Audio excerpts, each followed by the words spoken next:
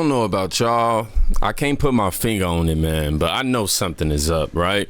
Because last night before I went to bed, I seen how two Pittsburgh motorcycle officers who actually helped Donald Trump during the assassination attempt, they were transferred after working the Trump rally because they didn't have permission to do that. And then on top of that, I woke up to some new video footage that shows the gunman walking around by himself, looking up at the rooftop near Trump. And watching these clips and getting this information is just like... 11 investigates exclusive now. 2 of the Pittsburgh motorcycle officers injured at the Trump rally over the weekend have been removed from the cycle unit. And tonight, that has sparked controversy and disagreement inside the department. The big question, did those officers have permission to assist with the Trump motorcade? Chief Investigator Rick Earl's been digging into this and joins us now with the exclusive details. So, Rick, what's going on here? Yeah, Gordon and David, my sources tell me those Pittsburgh motorcycle officers were asked to help out with the former president's motorcade. They say they got permission from their supervisors. But according to sources, the Bureau says they didn't and weren't supposed to be at that rally when the shooting happened. Sources tell 11 Investigate state police requested Pittsburgh motorcycle officers to assist with former President Trump's motorcade Saturday night from the airport to Butler and back again. Pittsburgh sent 10 officers. 4 of them were hit by shrapnel when a gunman opened fire, killing 1 man, wounding Trump and several others. The motorcycle officers suffered only minor injuries and were treated at the scene. Video from CBS shows those Pittsburgh officers just minutes after they were hit by debris in the stands, helping some of the injured, even carrying one to safety. But just 2 days after their heroic actions, 2 motorcycle unit supervisors were transferred out of the unit. Sources tell 11 Investigates the Bureau claims they never got permission to assist Trump. The motorcycle supervisors claim they did get permission. And there were also concerns that some of those officers should have been available to help with the First Lady's visit to Pittsburgh at the same time. Sources say cycle units from nearby universities were called in to assist Pittsburgh police with Joe Biden's motorcade. Thank you. A police spokesperson telling 11 Investigates, quote, "This was an administrative decision made by the chief per the FOP contract. I'm unable to speak to the reasons behind the move as it involves personnel." The president of the Police Officers Union firing back, quote, "In a time when we should be honoring the heroics of these officers, we've created some petty administrative investigation in the midst of a serious political race." Now, my sources also tell me there are questions about the overtime hours put in by some of those cycle officers for the Trump detail. Now, only 2 officers were reassigned, and in the transfer memo, the police chief did not list a reason, only stating it was, quote, "for the good of the Bureau." I'm not even lying or exaggerating. Just a candid moment here, y'all. This is all just becoming too much.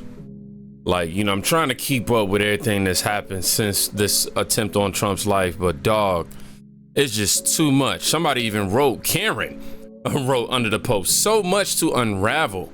I don't know what to believe. I don't know what is what anymore. These people were there to help Trump, even got injured in the process, and now are somehow being punished because they didn't have the permission. But nobody's looking at, okay, cool. But nobody's looking at the fact that, like, yo, they just saved somebody's life. It's everything is screaming cover up to me, and I don't know, you know, I can't put my finger on none of this. Well, I don't, like somebody said, what country are we in, guys? I genuinely don't know anymore. I don't know. And we got a fly up in this room. It's been in this room for like a week at this point. I thought it was gonna pass away. You know, I don't know. I haven't been able to catch it. With my fly swatter, so y'all know it's real. I got a fly swatter, y'all. This thing is just too fast for me. Anyhow, on a serious note, back to what we're talking about. Not only that, we have a new exclusive video that just popped up today of the shooter walking around by himself, looking at the rooftop near Trump. How was he not detained? We don't know, especially after getting caught with a rangefinder.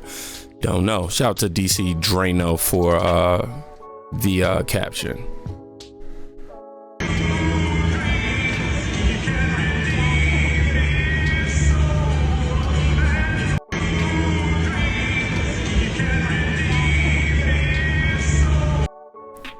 Forget my reply, y'all. We're going straight to the comments. I'm telling you, because I'm really pissed because a lot of this could have been avoided. You know what I'm saying? Is the fly? Oh my God, I'm gonna name that fly Democrat. Anyhow, all of this could have been avoided. Like, honestly, it could have been avoided, but like, dog, nobody decided to take the proper measures here. And then the people who took the measures apparently didn't take the proper measures. Fly! Didn't take the proper measures because they wasn't assigned. They didn't have permission to do this. Oh my gosh, y'all. I'm frustrated on top of frustration. Anyhow, the comment says they're going to have to do much better than the roof was slanted if they want to persuade the population this was not did I just smack myself for no reason, bro? Anyhow, if this was not internal, if it was incompetence, they just need to admit to it and find someone trying to make flimsy excuses just makes it look like a cover-up. Definitely. Now, I'm gonna get off the screen because I'm about to punch. I'm finna solve this problem, but while I'm gone, I want y'all to watch this video of new details, y'all. This is a very serious video despite this fly going on right now. Thomas Matthew Crooks' parents, you know, he was the gunman. They called law enforcement before the rally, telling them that their son was missing and that they were worried. They knew something was up. Rally shooter Thomas Crooks' parents were looking for him in the hours leading up to the shooting. We're now told they eventually called law enforcement to report that Crooks was missing, and they were worried. And they also were told, those parents, are now being cooperative now with authorities, but they gave them the heads up that something's going on with our son. We are worried.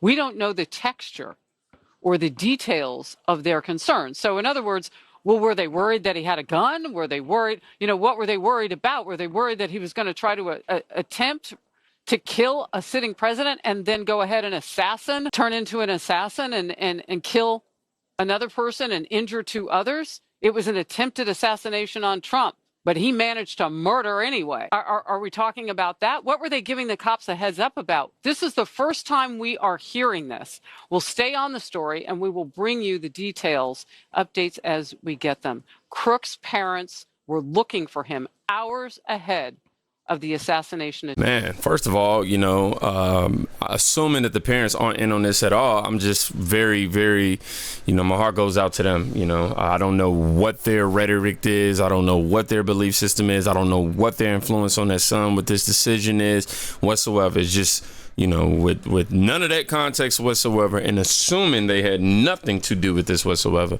my heart goes out to them. But I am curious to know what exactly were they worried about? How long was he missing for them to call, you know, to make this call? Because that raises suspicion for me, right? I say that because if you called them that day, the day that he left, you called the police to say that he was missing the day that he left your house, that means I assume that you probably knew what he was planning to do. You know what I'm saying? So that raises a lot of questions, but just then it's not looking good for the parents of the shooter either. The FBI finally gained access to Crooks' phone, and he was reported missing by his father in the hours leading up to the assassination attempt. It says Crooks' father was looking for him hours ahead of the assassination attempt and called the police. I can't wait to hear the call. This is the post, y'all. I'm just reading it as they wrote it. This is highly suspicious. Why would they report him missing if he was supposed to be working that day? I didn't even think about that, y'all. Didn't even click to me until they just, yeah, right.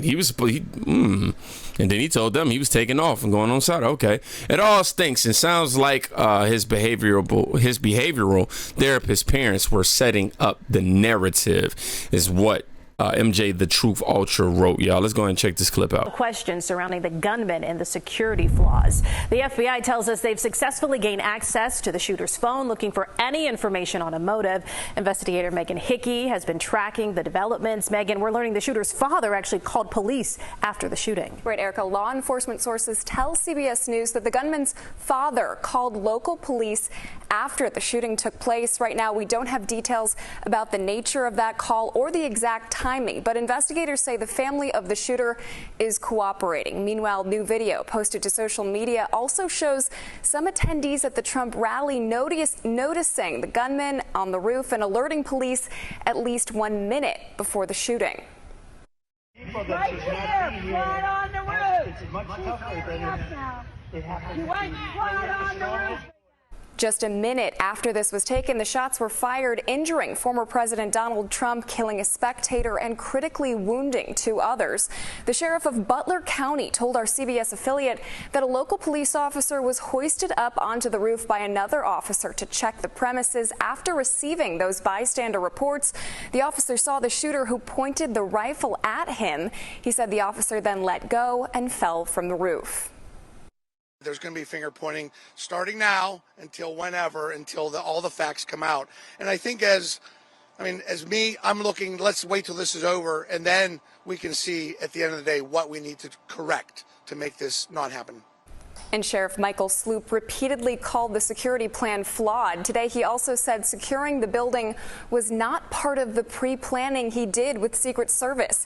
He said he was never asked to sweep the building and has no idea if anyone did a sweep.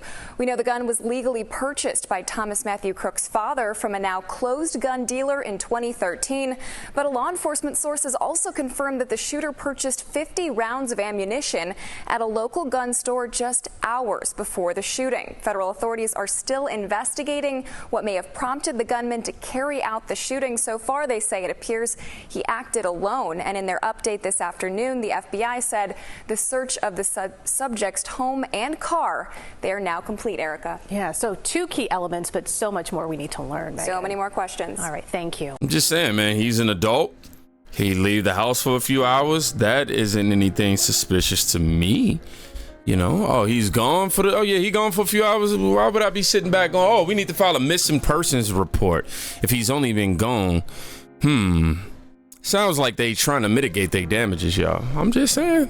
It sounds like they trying to play cleanup. Now, my whole thought, my prayers go out to the family is still there, because we don't know anything to be concrete just yet. You know, it was that condolences came with the assumption that they had nothing to do with it. But I'm starting to, first of all, anybody losing their child is always sad, so just for that, condolences. But in the way that he lost, the way that he took his own life, that's how I will put it. He took his own life. He basically went on a suicide mission. He did that by himself, his own merit. But if his parents got anything to do with it, oh man, this is gonna stir up some. I'm telling y'all, just the new narrative to remove blame of the real culprit. Somebody else said, "Why are we now sharing CBS News like they're a trusted news source?" And after everything we learned about MSM, I know I feel that. Bingo. Doesn't this make the parents look good? LOL. Became concerned and notified authorities. He wasn't working that day. He asked for the day off ahead of time, as we know. If you notice your gun's missing and can't reach your son, I would be heavily concerned as a father. Now, that is true. That right there. Now, if he's just gone for a couple of hours and, I don't notice any of these things missing, then it wouldn't be nothing out of the norm. But definitely adding that element to it for sure. Somebody else wrote, likely the FBI is erasing incriminating evidence linking the way too young shooter to the deep state /CIA. We don't know. What I'm learning right now via J. Michael Waller. What I'm learning via his Twitter right now is CNN reported this 3 hours before shooting. Security called crooks with a rangefinder. Okay, so it says, then about 40 minutes before the shooting, Crook was back on the Secret Service radar. Okay, so he went off of the radar, got back on the radar. A photograph showing the sniper appearing to crawl on the ground while scoring the area was circulated to law enforcement as a suspicious sighting at 5:30 p.m. Around 6:11 p.m., Crooks took up a position on a slanted roof and shot at Trump from a distance of around 165 yards, wounding him in the ear and killing retired Fire Chief Corey Comparator. Much love and respect to you, Corey. I'm super sorry that happened to you, man. And my heart goes out to the family and everybody else that was affected by this as well. I don't think we speak about that enough. We obviously center on Donald Trump, but there were actual people outside of Trump that were, that are no longer with us as a result of that. So, and Donald Trump is, from what I know so far, is in contact with the family. So, for sure, man. Heart goes out. Witnesses spotted crooks crawling into the roof of the American Glass Research Building.